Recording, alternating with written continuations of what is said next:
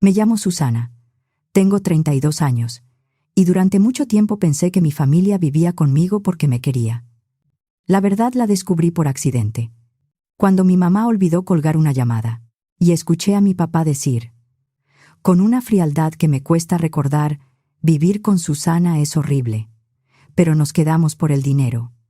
Después oí a mi mamá, es una egoísta. Ya me cansé de tener que pedirle dinero y explicarle para qué lo quiero. Y luego se rió mi hermana Verónica. Susana solo sirve porque tiene dinero. Sin eso, no es nadie. Me quedé sentada frente a mi computadora, con el celular pegado al oído y el cuerpo helado. No pude moverme. En ese momento entendí que las personas a las que yo les había dado casa, comida, seguridad y apoyo, me veían como una cuenta bancaria con nombre. Yo trabajaba como programadora en una empresa grande de tecnología con oficinas en Santa Fe, en la Ciudad de México. Tenía un buen puesto, buen sueldo y años de esfuerzo detrás. 3 años antes me había divorciado.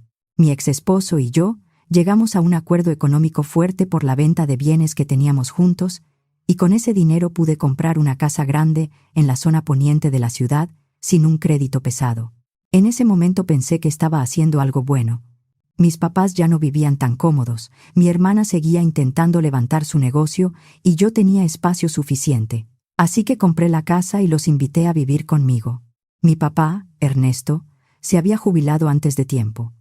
Tenía 61 años, pero decía que ya había trabajado demasiado y que merecía descansar.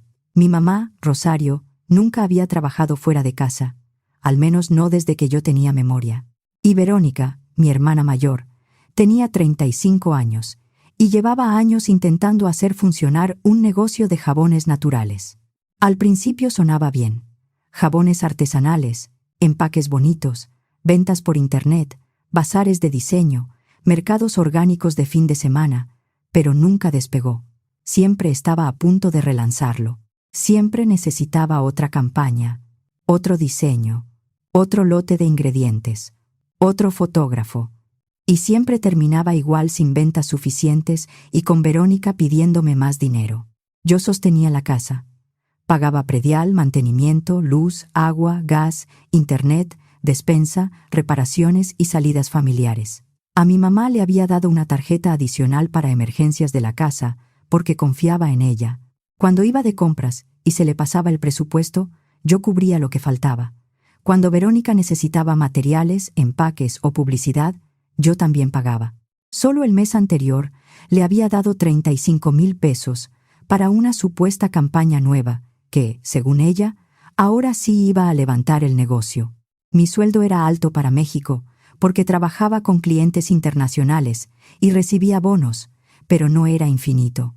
Eso yo lo sabía. Ellos no parecían querer saberlo. Una tarde de junio, en plena temporada de lluvias, estaba en la oficina terminando unas líneas de código. Llevaba horas revisando un error en el sistema cuando sonó mi celular. Era mi mamá. «Hola, hija», me dijo con su tono de siempre. Estaba pensando qué hacer de cenar. «¿Se te antoja pollo en salsa o pasta?» «Lo que se te haga más fácil, mamá». No soy exigente. Hablamos unos minutos de cosas sin importancia. Me contó algo de la televisión, una anécdota del súper, y que una vecina había discutido con el vigilante por un paquete. Luego dijo que tenía que irse. «Bueno, hija, te dejo. Ahorita nos vemos». «Sí, mamá. Nos vemos en la noche». Pero no colgó. Escuché ruidos, como si hubiera dejado el celular sobre la mesa de la cocina. Al principio pensé en colgar yo, pero entonces oí la voz de mi papá. «Ya no soporto vivir con Susana», dijo. «Pero mientras pague todo, nos conviene quedarnos». No lo dijo enojado, no lo dijo en broma, lo dijo plano, seco, como si estuviera comentando el clima. Luego habló mi mamá. «Es tan agarrada. Me tiene harta eso de tener que pedirle dinero y explicarle en qué quiero gastarlo». Sentí que algo se me partía por dentro. Después escuché a Verónica reírse. «Susana solo vale por su dinero. Sin eso, es un 0 a la izquierda». La oficina seguía igual, teclados, voces, mi monitor encendido. Pero para mí todo se apagó.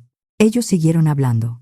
Se quejaron de mí, de la casa, de que yo hacía preguntas antes de dar dinero, de que les gustaría que simplemente les depositara sin opinar. Mi mamá dijo que yo había cambiado desde el divorcio. Mi papá dijo que me sentía superior porque ganaba bien. Verónica dijo que yo era controladora y aburrida. Finalmente, la llamada se cortó. Me quedé sentada mucho tiempo. La pantalla de mi computadora se puso negra por inactividad. En el reflejo pude verme la cara, pálida, con los ojos fijos y la boca apretada. Entonces, empecé a pensar en mi infancia. Mis papás siempre habían puesto a Verónica primero. Cuando ella quiso clases de baile, las pagaron aunque el dinero no alcanzara. Cuando yo entré a la universidad, apenas lo celebraron porque estaban ocupados ayudándola con su primer intento de ser bloguera de moda. Antes de los jabones, había sido el blog antes del blog, un curso antes del curso, otra idea. Siempre había una nueva Verónica que necesitaba apoyo. Yo trabajé de noche durante la universidad. Hacía páginas web, arreglaba computadoras y tomaba encargos de programación para pagar colegiaturas, transporte y libros. Verónica probaba una idea. Se cansaba y empezaba otra. Ese día salí temprano del trabajo. Entre la lluvia de la tarde, la salida de Santa Fe y el tráfico lento, manejé casi sin pensar. Cuando llegué, todos estaban en la sala. Mi papá veía televisión con el control en la mano. Mi mamá hojeaba una revista. Verónica estaba acostada en el sillón, viendo su celular. «Llegaste temprano», dijo mi mamá. «Me duele mucho la cabeza. Me voy a acostar. ¿No vas a cenar?» «No. No tengo hambre». Subí a mi cuarto y cerré la puerta. Me acosté sobre la cama, mirando el techo, repitiendo una y otra vez lo que había escuchado. No lloré al principio. Estaba demasiado sorprendida. El llanto llegó después, cuando ya era de noche y la casa estaba en silencio. A la mañana siguiente me levanté y actué normal. Preparé desayuno como casi siempre: huevos revueltos, pan tostado, fruta y café. Los observé mientras comían. Mi papá revisaba noticias en su tableta. Mi mamá insinuaba que necesitaba una bolsa nueva para una comida familiar. Verónica miraba Instagram, apenas presente. Los tres actuaban como si nada hubiera pasado.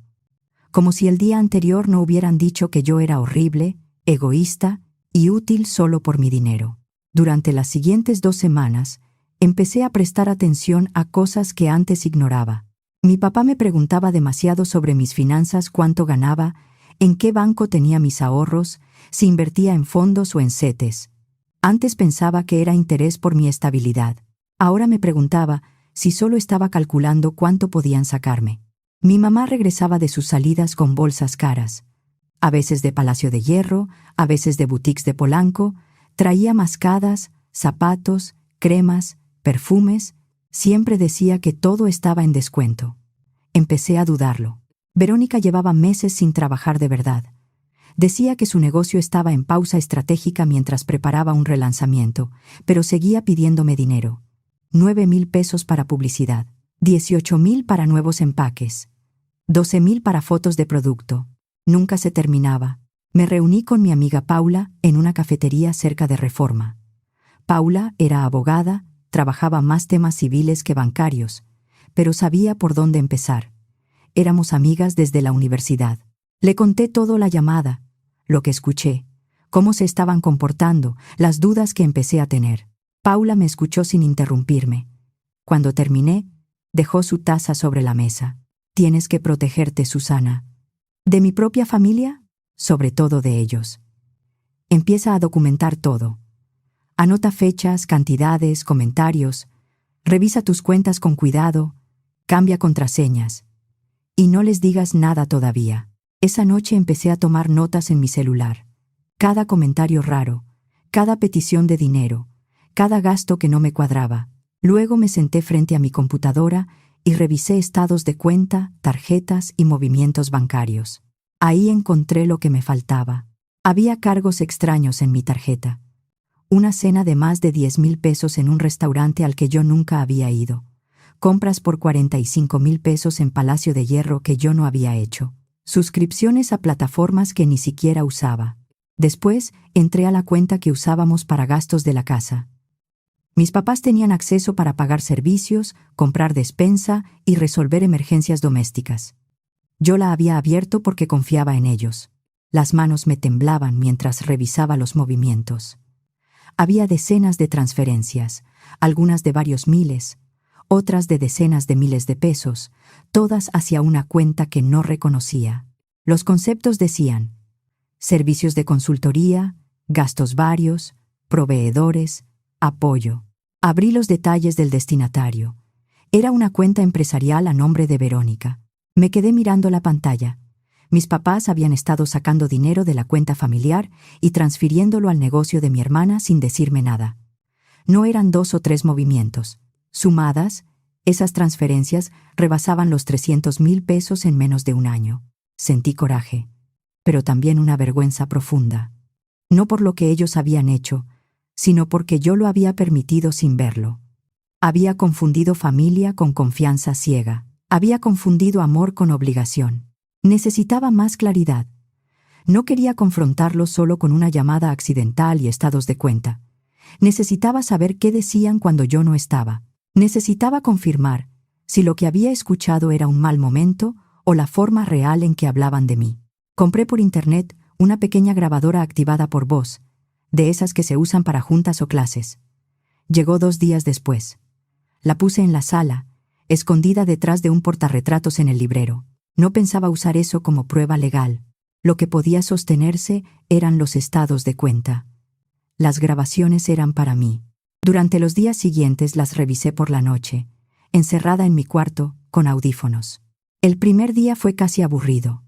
Mi papá viendo fútbol y quejándose del árbitro. Mi mamá hablando por teléfono con una amiga sobre una receta. Verónica subiendo y bajando escaleras. El segundo día, escuché algo. Mi papá hablaba con mi mamá en la sala. Ya me cansé de ella, dijo. Si un día se fuera de esta casa, todo debería quedarse con nosotros y con Verónica. Por fin podríamos disfrutar sin estarle dando explicaciones. No digas eso, respondió mi mamá. Pero no sonó asustada, no sonó indignada. Sonó como alguien que corrige por costumbre, no porque realmente le moleste. El tercer día, Verónica habló por teléfono con una amiga desde la sala. Tenía la voz alta, despreocupada, como si la casa fuera suya. Susana es fea. Y además se cree muy lista, dijo. Con razón su marido la dejó. En lo personal es un fracaso, pero por lo menos tiene dinero que podemos usar. La otra persona se rió al otro lado. Verónica siguió. Me llamó controladora, aburrida, ridícula, inútil para todo, excepto para pagar cosas. Dijo que yo era una tacaña obsesionada con guardar dinero y que le daba coraje tener que fingir agradecimiento. Escuché la grabación sentada en la orilla de mi cama, con las manos cerradas en puños. Esa era mi familia, las personas a las que yo mantenía. Y mientras yo les daba casa, comida y oportunidades, ellos me despreciaban. El domingo por la mañana decidí hacer una pregunta. No una confrontación completa, solo una pregunta. Encontré a mi mamá en la cocina, preparando café. Mamá, necesito preguntarte algo. Ella siguió moviendo la cucharita en su taza. Dime, hija. Vi unos movimientos en la cuenta de gastos de la casa. Transferencias grandes a una cuenta a nombre de Verónica. ¿Sabes algo de eso? Se quedó inmóvil. La cuchara dejó de sonar contra la taza. Luego se volteó y sonrió demasiado rápido. Ah, eso. Eran apoyos para tu hermana, para que levante el negocio. Ya sabes cuánto se ha esforzado. ¿Apoyos? Estamos hablando de mucho dinero. Y nadie me pidió permiso. Bueno, hija, es familia. En una familia se comparte. Compartir no es que ustedes decidan por mí a escondidas. Soltó una risita nerviosa. Lo estás haciendo sonar peor de lo que es. Además, tú siempre has querido ayudar. No es ayuda si me lo quitan sin preguntarme. Mi mamá bajó la mirada. Yo no dije nada más. Salí de la cocina y subí a mi cuarto. Al día siguiente, lunes, fui al banco durante mi hora de comida. Abrí una nueva cuenta personal a la que solo yo tenía acceso. Sin autorizados, sin tarjetas adicionales, sin permisos compartidos. Transferí ahí los ahorros líquidos que todavía estaban en la cuenta anterior. Después cambié contraseñas de nómina, inversiones, tarjetas, banca móvil y correo principal. Cancelé tarjetas adicionales. Pedí alertas por cada movimiento y candados de seguridad en mis inversiones. Cuando llegué a casa esa noche, la cena casi estaba lista. Mi mamá había preparado carne guisada con arroz. Todos se sentaron a la mesa como siempre. Mi papá tomó su lugar. Verónica dejó el celular junto a su plato. Mi mamá sirvió con una sonrisa tensa. Me senté y esperé a que todos tuvieran comida. Entonces hablé. Escuché su conversación de hace unas semanas. Cuando mi mamá olvidó colgar el teléfono, la mesa quedó en silencio. El tenedor de mi papá se detuvo a medio camino. La sonrisa de mi mamá se congeló. El celular de Verónica resbaló de sus piernas y cayó sobre la silla. Escuché lo que realmente piensan de mí. Nadie dijo nada durante unos segundos. Susana, hija, empezó mi mamá. Eso fue solo una conversación. No lo dijimos en serio. Estábamos desahogándonos. ¿Desahogándose? Saqué mi celular. Entonces escuchen esto. Reproduje las grabaciones. Sus propias voces llenaron el comedor. Mi papá diciendo que si yo me iba, ellos por fin podrían disfrutar sin darme explicaciones. Mi mamá quejándose de mí. Verónica llamándome fea, fracasada, útil solo por mi cuenta bancaria. Los miré mientras se escuchaban. Mi mamá se puso pálida. Mi papá apretó la mandíbula. Verónica miró su plato como si pudiera desaparecer dentro de él. Hay más, dije. Puse el celular sobre la mesa. También sé del dinero que transfirieron a la cuenta de Verónica. Más de 300,000 pesos en menos de un año. Sin mi permiso. Mi papá enderezó la espalda. Pensamos que querrías ayudar a la familia. Pensamos que era dinero de la casa, agregó mi mamá. Era mi dinero, y ustedes lo sabían. Verónica levantó la mirada. No puedes hablar así. Yo necesitaba ese dinero para mi negocio. Que tu negocio estuviera mal no te daba derecho a meter la mano en mi cuenta. No te robamos, dijo mi papá, con la voz dura. Tomaron dinero sin permiso. Llámenlo como quieran. Volví a tocar la pantalla y reproduje otra parte de la grabación, la llamada de Verónica con su amiga, donde me decía controladora, tacaña y ridícula, por no soltar dinero más fácil. Cuando terminó, guardé el celular. Quiero que se vayan de mi casa mañana. Mi mamá empezó a llorar. No, Susana. No puedes hacer esto. Verónica se levantó de golpe. ¿Estás hablando en serio? Completamente. Mi papá se inclinó hacia mí, tratando de recuperar el control. Vamos a calmarnos. No tomes una decisión así en caliente. Todos dijimos cosas que no debimos decir. Podemos hablarlo. Ya hablaron suficiente cuando pensaron que yo no escuchaba. Podemos ir a terapia, dijo mi mamá entre lágrimas. Terapia familiar. Vamos a arreglar esto. Tú puedes pagarla y empezamos cuanto antes. La miré sin decir nada por un segundo. Ahí entendí que no habían entendido nada. Incluso en su disculpa, el pago seguía siendo mi responsabilidad. No, se van mañana. Llévense lo indispensable. Si no quieren hacerlo por las buenas, voy a hablar con Paula para hacerlo por la vía correcta. Verónica empezó a gritar que yo era injusta, que estaba exagerando, que una hermana de verdad no hacía eso. Mi mamá lloraba cada vez más fuerte. Mi papá intentaba negociar, como si esto fuera una discusión de dinero y no una traición completa. Me levanté de la mesa y subí a mi cuarto. Cerré con llave. No salí en toda la noche. A la mañana siguiente, la casa estaba extrañamente quieta. Bajé las escaleras con cuidado. La sala estaba vacía. La habitación de mis papás, donde habían vivido durante años, estaba casi despejada. El cuarto de Verónica también. Se habían ido de madrugada, llevándose ropa, documentos, cajas y lo que pudieron cargar. Se fueron porque entendieron que esta vez no estaba amenazando. Tenía estados de cuenta, capturas, grabaciones y a Paula lista para actuar. La casa se veía rara sin los periódicos de mi papá, sin las revistas de mi mamá, sin las cajas de jabones de Verónica ocupando rincones. Era la misma casa, pero por primera vez el aire se sentía distinto. Mi celular empezó a vibrar. Mensajes de los tres. Mi mamá escribía párrafos largos diciendo que lo sentía, que habían cometido errores, que una familia no debía romperse por dinero. Mi papá mandaba mensajes más cortos. Tenemos que hablar como adultos. Esto se salió de control. No puedes dejarnos así. Verónica alternaba entre disculpas y reclamos. Perdón, si te lastimé, estás exagerando. No tienes derecho a destruirnos. No respondí. Tomé capturas, las guardé en una carpeta y se las mandé a Paula. Luego la llamé. Ya está, le dije. Se fueron. Bien, respondió. Ven a mi oficina hoy en la tarde. Hay que revisar que no tengan acceso a nada y dejar todo documentado. Esa tarde Paula me ayudó a ordenar el desastre. Revisamos cuentas, tarjetas, movimientos, accesos y documentos de la casa.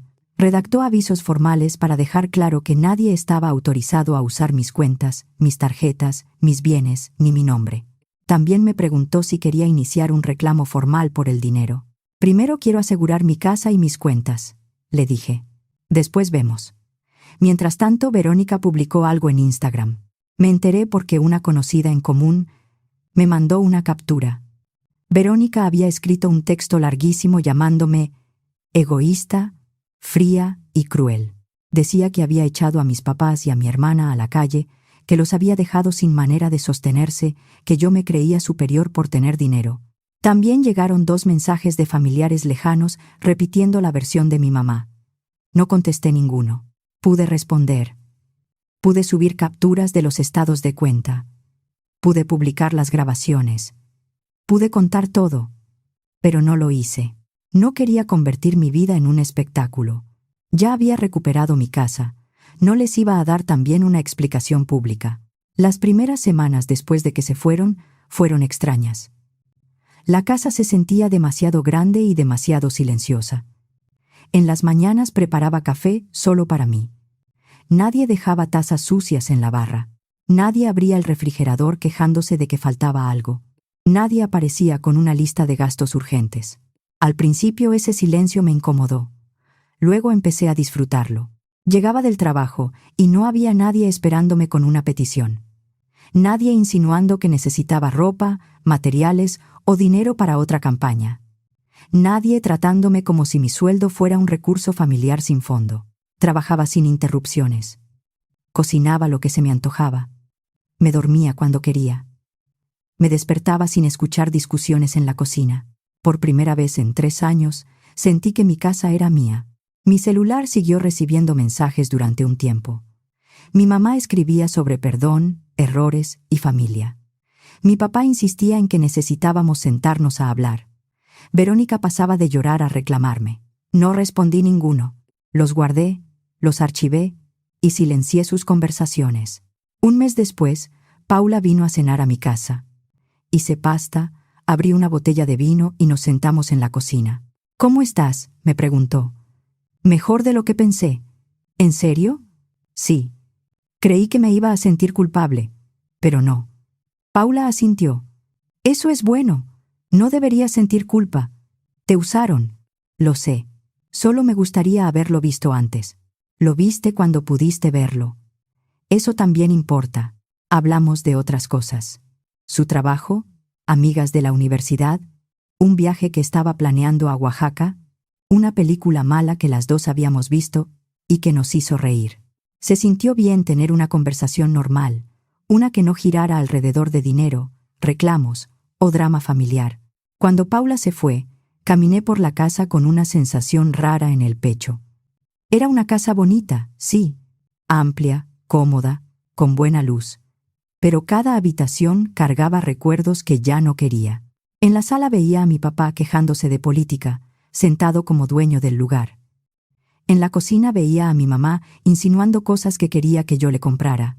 En el cuarto de Verónica veía cajas, empaques, jabones, deudas disfrazadas de sueños. Ya no quería vivir ahí.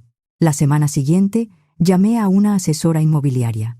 Tomamos fotos, ordenamos papeles y pusimos la casa en venta. No fue inmediato, pero en las primeras semanas llegaron 3 interesados serios.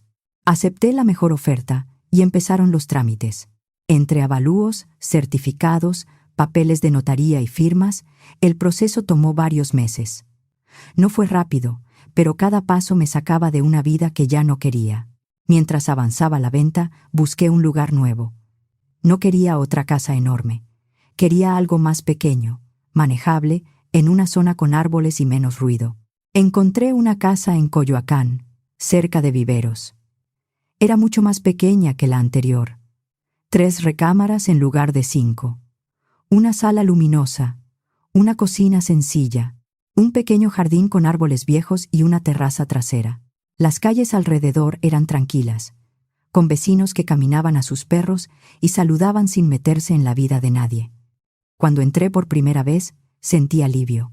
Hice una oferta y la aceptaron. Los tiempos se acomodaron con paciencia, no por magia.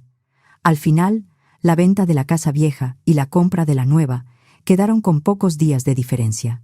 Eso me dio margen para empacar, cerrar pendientes y moverme sin sentir que estaba huyendo. Durante ese tiempo, me empezaron a llegar noticias de mi familia por conocidos en común.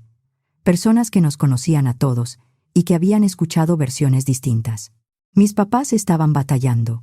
Se habían mudado a un departamento pequeño en una zona más alejada, mucho más modesto que mi casa. Mi papá había conseguido un empleo de medio tiempo en Walmart, en bodega, descargando mercancía y acomodando productos. Mi mamá estaba vendiendo sus bolsas, zapatos, mascadas y ropa cara en Mercado Libre.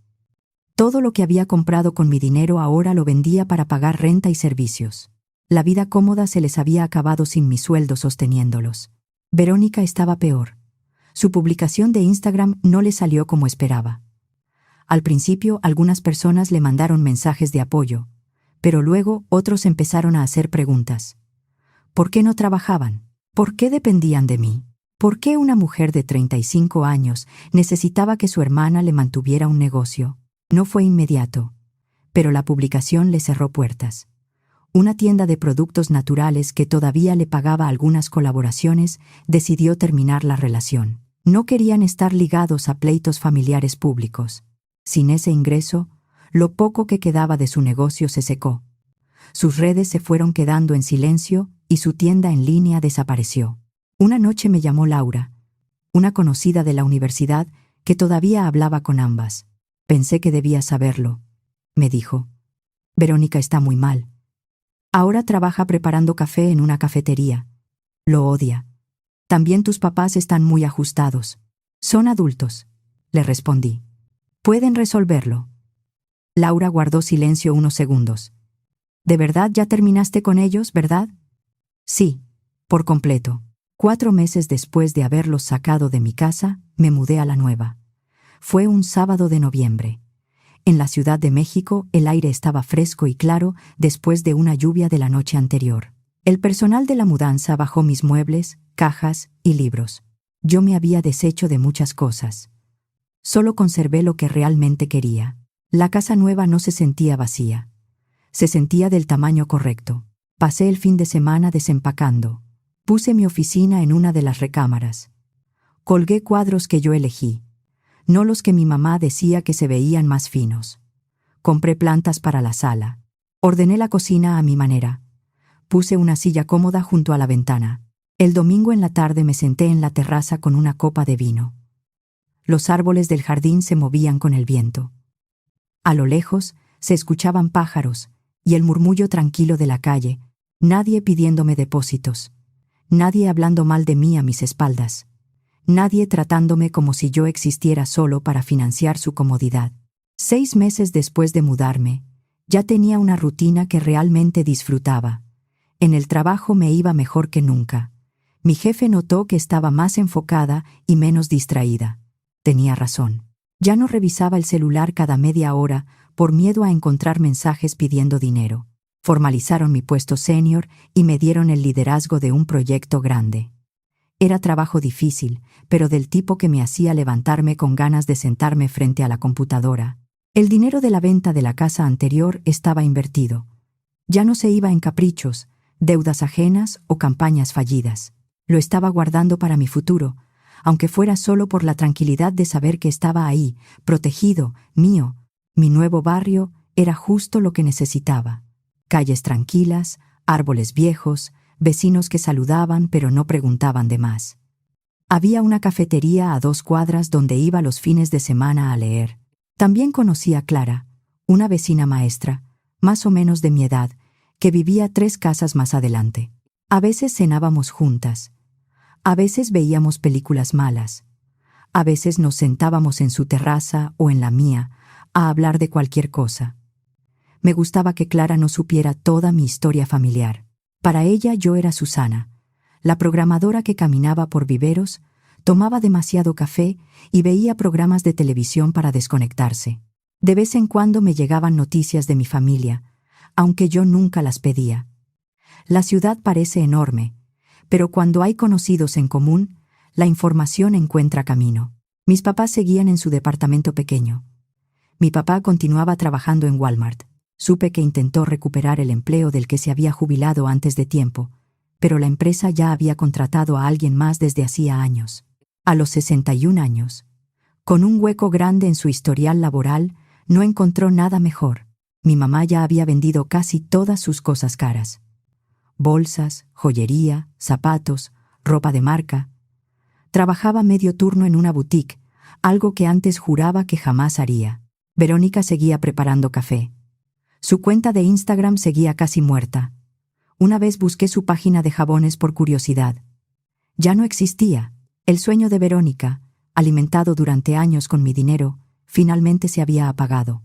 Laura me contó que Verónica había intentado pedir dinero a algunas amistades, diciendo que estaba en una situación desesperada. La mayoría le dijo que no.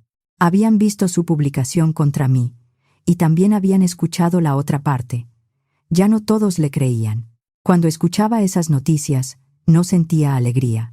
Tampoco culpa, solo lo registraba, como quien escucha algo que ya no le pertenece. Ellos estaban viviendo su vida. Yo estaba viviendo la mía.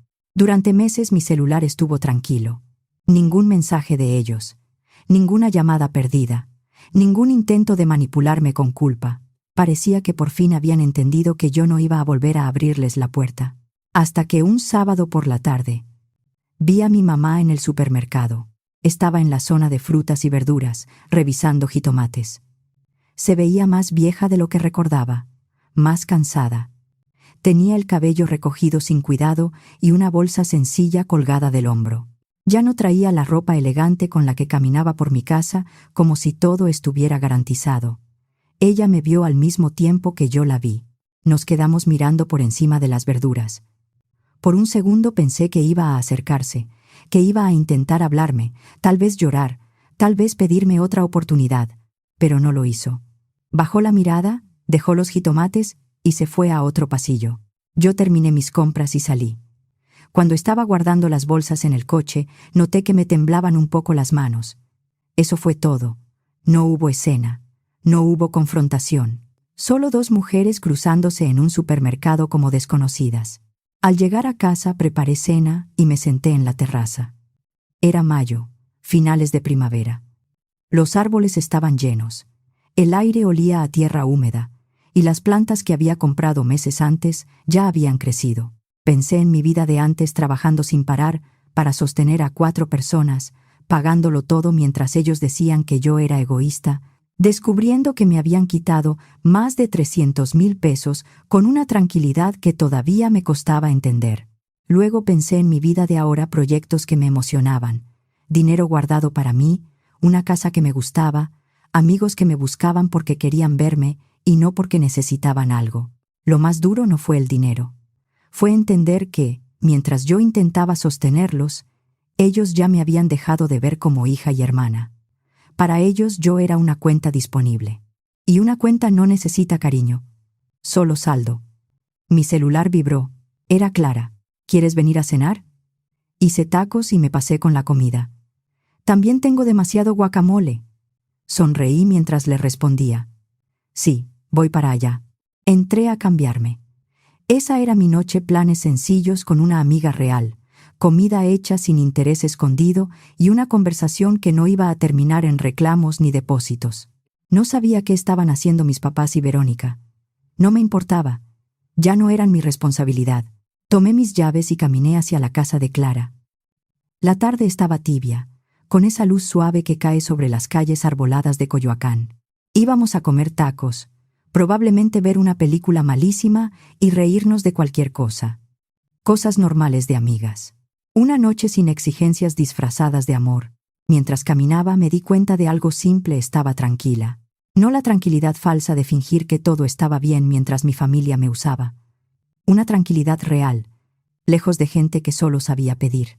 Toqué la puerta de Clara. Cuando abrió, yo estaba sonriendo. «Pásale», dijo. Hice demasiado guacamole. Entré y cerré la puerta.